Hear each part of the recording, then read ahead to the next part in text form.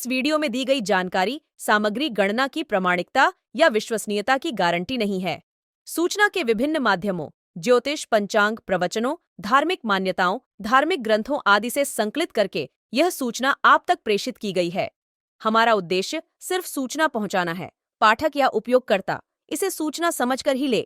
इसके अतिरिक्त इसके किसी भी तरह से उपयोग की जिम्मेदारी स्वयं उपयोगकर्ता या पाठक की ही होगी। नमस्कार दोस्तों, स्वागत है आपका हमारे YouTube चैनल सांसारिक जानकारी पर। हम आपको यहाँ पंडित प्रदीप जी मिश्रा द्वारा बताए गए उपाय जो वे अपनी कथा में बताते हैं, उनकी जानकारी देते हैं ताकि आपको एक ही जगह पर ही सारे उपाय मिल जाए। गुरु जी के बताए गए उपाय श्री शिव पुराण से जाने गए होते हैं, इसलिए निसंदेह भगवान शिव पे विश्वास रख कर करे। इस पुराण में शिव जी को वात्सल्य, दया और करुणा की मूर्ति के रूप में महिमामंडित किया गया है।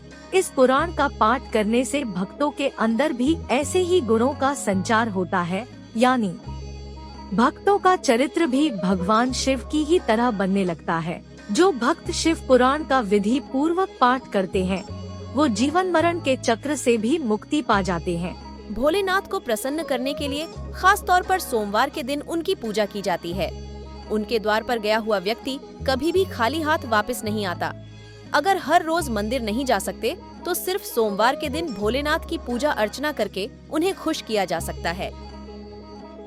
भगवान शिव की यदि लिंग स्वरूप में यानी कि शिवलिंग की पूजा की जाए तो व्यक्ति को जीवन में कभी भी किसी के आगे झुकना नहीं पड़ती डेचता और वो सदैव ऊंचाइयों की राह पर चलता रहता है।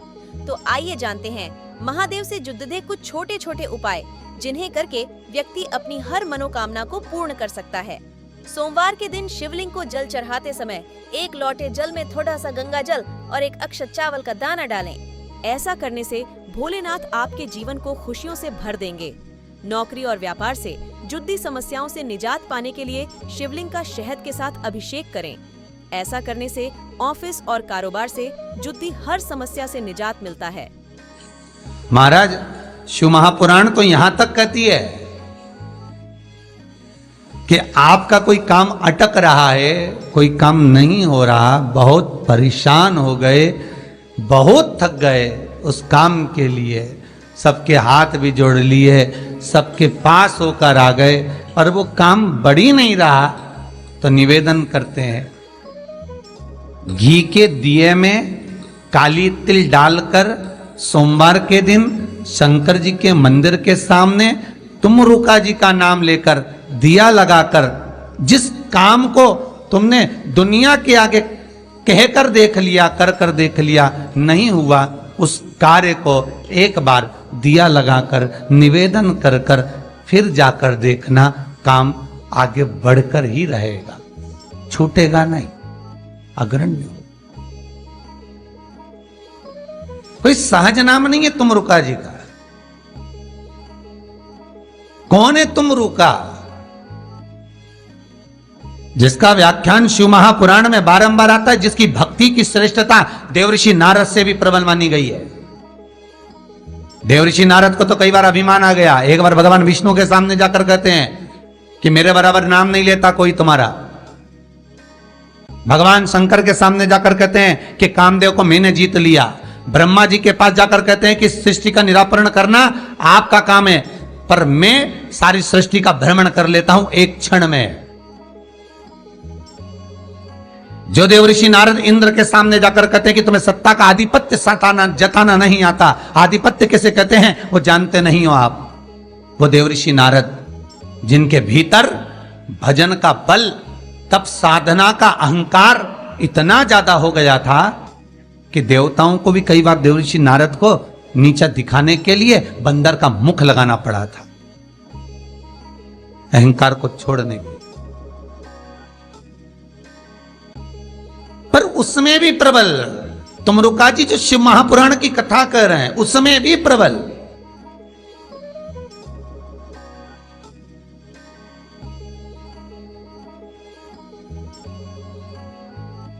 जिनका नाम मात्र, पहले भी कहा, जिस नारी का गर्भ ना ठहरे, रजस्वला धर्म का 7वां दिन जब नारी 6 दिन तक काम ना करे, 7वां दिन रजस्वला धर्म का सफेद आंकड़े की जड़ को बुलवाकर उसको शंकर भगवान के शिवलिंग पे से तुमरुका जी का नाम लेकर 21 बार घुमाकर कमर में लाल धागे में बांध ले।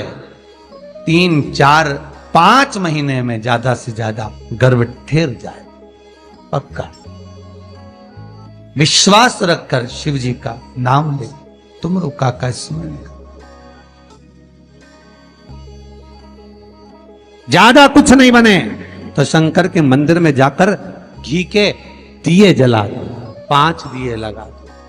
और ज्यादा कमी पड़ रही हो धन की, संपदा की, सत्ता की, कोई प्रॉपर्टी, कोई दुकान, कोई धंधा पानी नहीं चल रहा, बहुत कष्ट में हो, बहुत तकलीफ में हो, तो महाराज 108 चावल के दानों को केसर में भिगोकर, केसर के पानी में केसरिया कर कर, पकाना नहीं है, पकाना नहीं, उसको कच्चा चावल केसर में भिगोकर 108 दाने शंकर को मध्य रात्रि में, शिवरात्रि के दिन सूर्यास्त के बाद, रात के 12 बजे से पहले कभी भी शंकर को चढ़ा दो, समर्पित कर दो।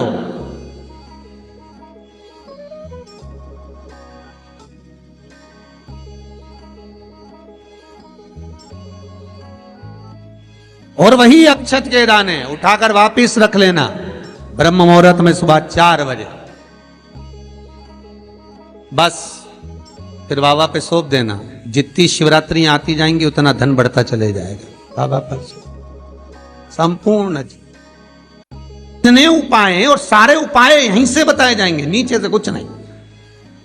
नीचे उतरने के बाद हमें कोई मतलब ही नहीं, हम क्या बोले ना बोले हमें उससे मतलब नहीं। ये व्यासपीठ श्री सुखदेव जी की है, यह व्यासपीठ श्री व्यास जी महाराज की है, यह व्यासपीठ श्री सूत जी महाराज की है, और यह व्यासपीठ इन सबसे पहले मेरे देव अधिदेव महादेव की है, जिन्होंने अमर गुफा में अमर कथा माता पार्वती को श्रवण कराई थी। बाकी के तो सुखदेव जी, व्यास जी, सूत जी, ये सब बात के, और सबसे पहला वक्ता मेरा शिव है।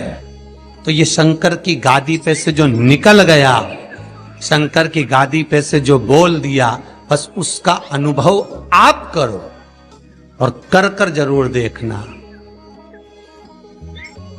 उसका अनुभव कर कर।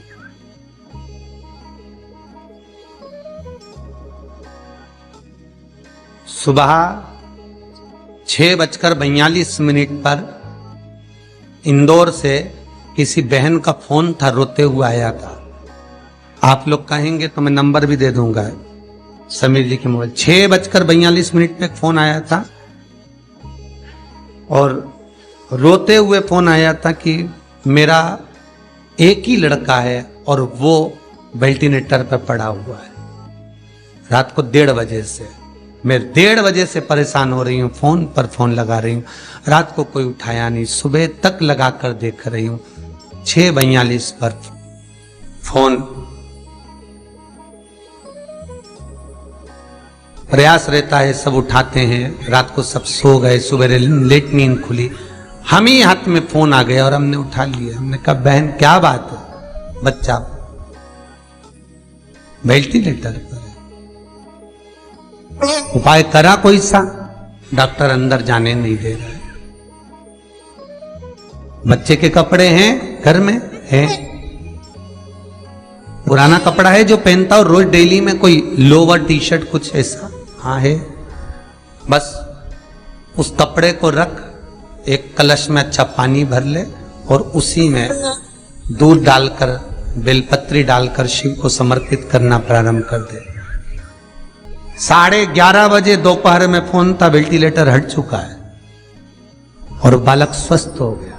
करना आपको है, हम तो केवल बता सकते हैं, और वो भी ये शिव महापुराण में जो लिखा होगा, स्कंद पुराण में जो दिया होगा, इन पुराणों में जो होगा वो बताना है, इससे हटकर कुछ नहीं। ऐसी फालतू बातें ढेर सारी तो बताने वाले ढेर सारे पड़े, पत्रिका दिखाने जाओ तुम्हारे ऐसा कर देंगे, वास्तुशास्त्री के पास जाओ ये पाइप बदल दो, ये कमरा बदल दो, ये जगह बदल दो, किसी के कोई के पास भी जाओगे तो कुछ ना कुछ तो दे ही देगा, और यहाँ से तो केवल ना कोई भभूति है, ना कोई हमारे पास में जल है, ना हमारे पास में कोई बेल है, ना हमारे पास में कोई बाबा जोगी है। हमारे पास में तो ये शिव महापुराण है। इसमें जो बाबा ने लिख दिया, शंकर जो कर दिया, कह दिया, बोल दिया, बस उसी का स्मरण आप कर लीजिए। मुझे विश्वास है वो दुनिया का दुख हरने वाला आपके दुख भी हर लेगा, इतना विश्वास रखता हूं। कितना सुंदर संवाद शिव महापुराण की कथा कहती है, कितना सुंदर कहती है कि आप किसी मंदिर में शिवरात्रि हो, सावन का महीना हो, शंकर जी के मंदिर में अगर अर्चना चल रही है, उपासना चल रही है, पूजन चल रही है, अगर मालूम पड़े शिव के मंदिर में आज त्योहार वाला दिन है, सावन का दिन है, शिवरात्रि का दिन है, भगवान के तो सभी भगत आएंगे, हजारों लोग आएंगे। भाई सास अगर बीमार है तो मिलने तो बहन बेटी भी आएगी, कोई भी आएगा, भले तुम्हारा लड़ाई हो चाहे झगड़ा हो, आएंगे तो सब ना। नहीं आएंगे तो लोग कह देंगे बताओ अम्मा बीमार पड़ी रही और जीजी एक दिन देखने नहीं आई। बोलेंगे कि नहीं बोलेंगे? सावन का सोमवार, शिवरात्रि का दिन अगर कोई शंकर के मंदिर नहीं जाएगा तो लोग क्या कहेंगे? बताओ आज शिवरात्रि के दिन घर में पड़ी हुई है, भगवान के मंदिर नहीं गई, कितना बुरा लगेगा। घर में सास बीमार पड़ी रहे और नंदों से कितनी भी लड़ाई हो, भाभियों से कितनी भी लड़ाई हो, देवरानी जेठानी से कितनी भी लड़ाई हो, अगर एक नहीं आए ना, अभी देवरानी देखने नहीं आए तो जेठानी आग लगाने में पीछे नहीं हटेगी। देख लो सास ने पूरा भर दिया, एक दिन देखने नहीं आई, देख लो। अरे बोलो तो जितने ऑनलाइन सुन रहे हो, सही है कि गलत है? तुरंत कहेगी। और शंकर भगवान की आराधना कोई तो निवेदन है, जिस दिन भगवान शंकर का उत्सव हो, जिस दिन कृष्ण जन्माष्टमी, रामनवमी, शिवरात्रि, श्रावण का महीना, जिस दिन भगवान के यहाँ उत्सव हो, निवेदन हो, उस दिन सब दर्शन करना चाहेंगे, सब मिलना चाहेंगे। पर कुछ लोग 1000, 2000, 5000 की रसीद कटवा के शंकर जी के आसपास ऐसे बैठ जाते हैं कि इनके बाप की जागीर है, दर्शन भी नहीं करने देते, पानी तक नहीं चढ़ाने देते। उधर जाइए, दिख नहीं रहा अनुष्ठान चल रहा, दिख नहीं रहा सेवा चल रही है। शंकर भगवान, पार्वती जी बोली बाहर लोग खड़े हैं, शंकर भगवान बोले अपन तो खुद इनके 2000 में पड़े हैं, बैठे रहो। बिक गए 4000 में, 2000 में, 5000 में। मंदिर में भगवान को बेचना नहीं है। फिर कहूंगा कुआं, बावड़ी, तालाब और भगवान, गुरु, संत, साधु सबके लिए होता है, किसी एक का नहीं। अर्चना करना है, आप एक कोने में बैठ जाओ, मट्टी का शिवलिंग बना लो।